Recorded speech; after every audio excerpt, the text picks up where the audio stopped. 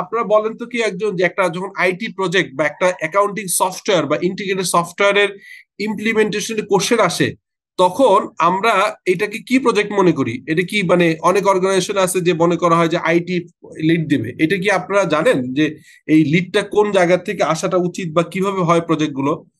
Have you any idea?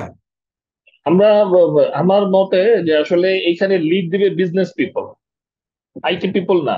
আমার experience আমি যেটা দেখেছি, আমি যে সাইজটাতে ছিলাম, ওইখানে জি। আইটি পিপল লিড দিলে সে সবকিছুতে আসলে টেকনিক্যাল জিনিস খুঁজতে থাকে, বিজনেসের এই জিনিসটা হারিয়ে যায়।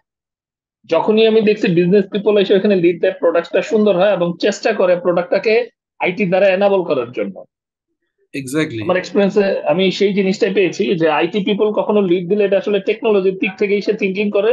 এবং মজার ব্যাপারটা হচ্ছে, নর্মাল জিনিসটার এসে এত লজিক্যালি দেখানোর চেষ্টা করে, টোটালি অটোমেট করতে গিয়ে আসলে সে কোনো কাজই করতে পারে না।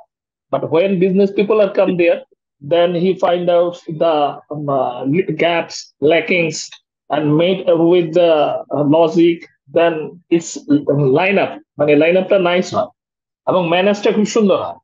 That's why I think their business people are always lead this project. Who understand clearly the IT, then it's better than other body. Thank you, sir.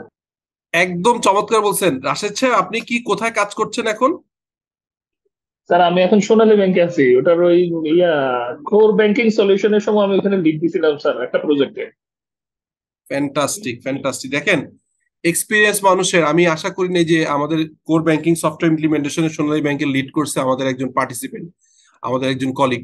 So উনি যেটা বললো আপনারা নিশ্চয়ই আমি কোশ্চেনটা হঠাৎ করে করায় উনি কিন্তু দেখেন খুবই মানে ওনার ইনসাইটটা যে দিল, আমিও সেই কথাটাই বলতে চাচ্ছিলাম, কোশ্চেনটা করে আর একটু ক্লিয়ার হয়ে নিলাম।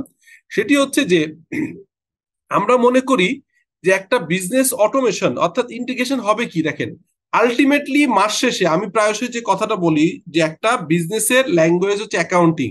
কেন? বিকজ বোর্ড মিটিং এ যখন আমি প্রেজেন্ট করি, অন্য কোনো ডিপার্টমেন্টের থেকে ডেটা তারা দেখতে চায় না বোর্ড মেম্বাররা।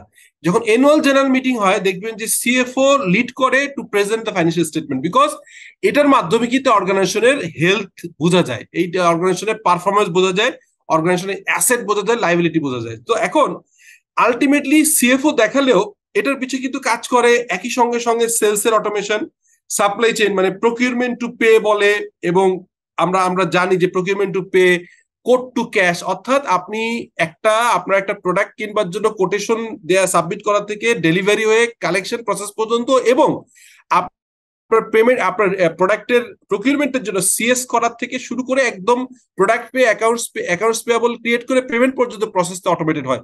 এবং সেই জায়গায় যদি উনি যে কথাটা বললো, শুধুমাত্র যদি আইটি পিপল এককভাবে লিড করে, that sometimes may not be work properly, because ওনাদের কিন্তু ওনারা বুঝে ব্যাকএন্ডের সফট মানে বেসিস অ্যাবভ বলে বা ওনাদের টেকনোলজিটা বুঝে, কিন্তু বিজনেসের সেন্সটা আসলে এই পার্সন গুলো যারা স্পেশালি ফাইন্যান্স লিড করে তাদের কিন্তু সবগুলো বিজনেস, সেলসও বুঝতে হয়, মার্কেটিং এ বুঝতে হয়, এইচআর কিছুটা বুঝতে হয়, ডেফিনেটলি আপনার সাপ্লাই চেইন কিছুটা বুঝতে হয়, ইন্টারাকশন হয়।